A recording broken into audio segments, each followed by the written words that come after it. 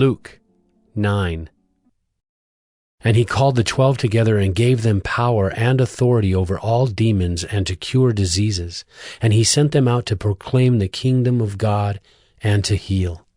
And he said to them, Take nothing for your journey, no staff, nor bag, nor bread, nor money. And do not have 2 tunics. And whatever house you enter, stay there, and from there depart. And wherever they do not receive you, when you leave that town, shake off the dust from your feet as a testimony against them. And they departed and went through the villages, preaching the gospel and healing everywhere. Now Herod the Tetrarch heard about all that was happening, and he was perplexed, because it was said by some that John had been raised from the dead, by some that Elijah had appeared, and by others that one of the prophets of old had risen. Herod said, John I beheaded, but who is this about whom I hear such things? And he sought to see him.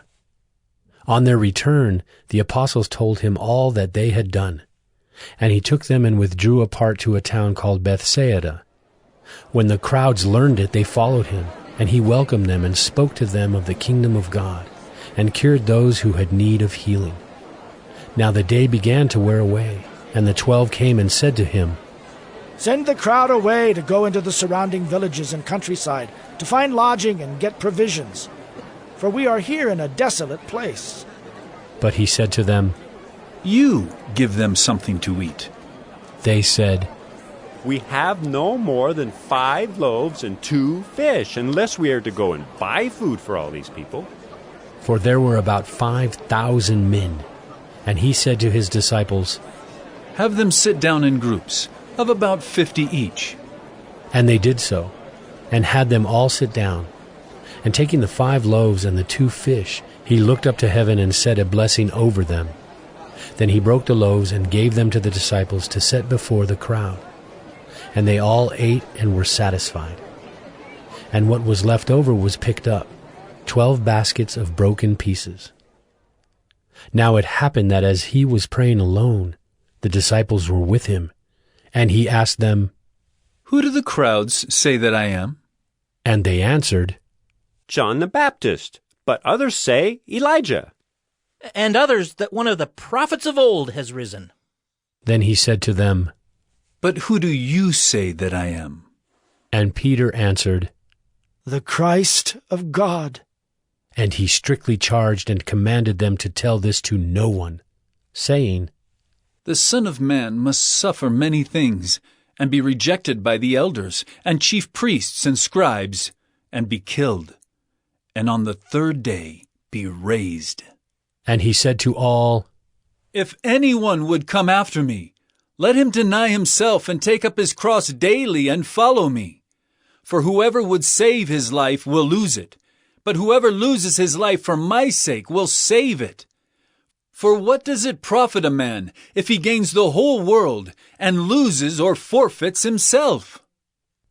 For whoever is ashamed of me and of my words, of him will the Son of Man be ashamed, when he comes in his glory and the glory of the Father and of the holy angels.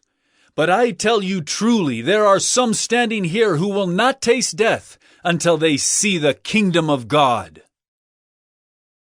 Now about 8 days after these sayings he took with him Peter and John and James, and went up on the mountain to pray. And as he was praying, the appearance of his face was altered, and his clothing became dazzling white. And behold, 2 men were talking with him, Moses and Elijah, who appeared in glory and spoke of his departure, which he was about to accomplish at Jerusalem. Now Peter and those who were with him were heavy with sleep. But when they became fully awake, they saw his glory and the 2 men who stood with him. And as the men were parting from him, Peter said to Jesus, Master, it is good that we are here. Let us make 3 tents, one for you, and one for Moses, and one for Elijah. Not knowing what he said. As he was saying these things, a cloud came and overshadowed them, and they were afraid as they entered the cloud. And a voice came out of the cloud saying, This is my Son, my chosen one. Listen to him. And when the voice had spoken, Jesus was found alone, and they kept silent and told no one in those days anything of what they had seen. On the next day, when they had come down from the mountain, a great crowd met him, and behold, a man from the crowd cried out, "Teacher, I beg you to look at my son, for he is my only child. And behold, a spirit seizes him, and he suddenly cries out. It convulses him so that he foams at the mouth and shatters him, and will hardly leave him. And I begged your disciples to cast it out, but they could not."